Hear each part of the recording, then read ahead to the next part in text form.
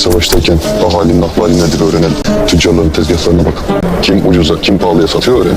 Yumruk, Balaban. Siz bu taraftan. Yağız, Mustafa. Siz de bu taraftan hadi. Esselamu aleyküm emmi. Aleykümselam efendi. İşler nasıl emmi?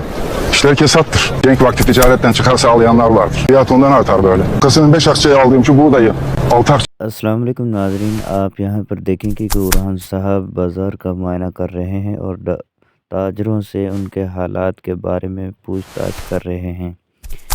एक ताजर उरहान साहब को बताता है कि यहाँ पर बहुत ज़्यादा महंगाई हो चुकी है और मैं 5 सिक्कों का गंदम 1 किलो ख़रीदता हूँ और बामुश्किल 6 सिक्कों की बेच पाता हूँ। इतने में एक ताजर दूसरे ताजर को महंगा माल ख़रीदने पर मजबूर कर रहा है।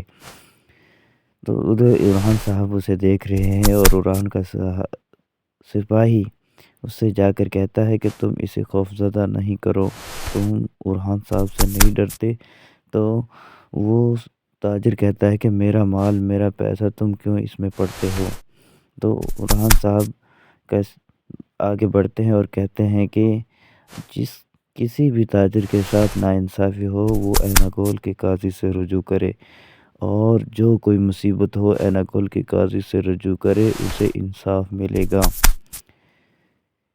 उरहान सरदार के नारे लगाए जाते हैं और तमाम आवाम बहुत खुश हो जाती है उरहान सरदार की वजह से। उरहान सरदार कहते हैं कि अब आवाम नहीं बल्कि रियासत ही इंसाफ करेगी, और रियासत मैं हूँ और डाकुओं की अब रियासत नहीं होगी। इंशाअल्लाह सबको इंसाफ मिलेगा। उरहान सरदार के नारे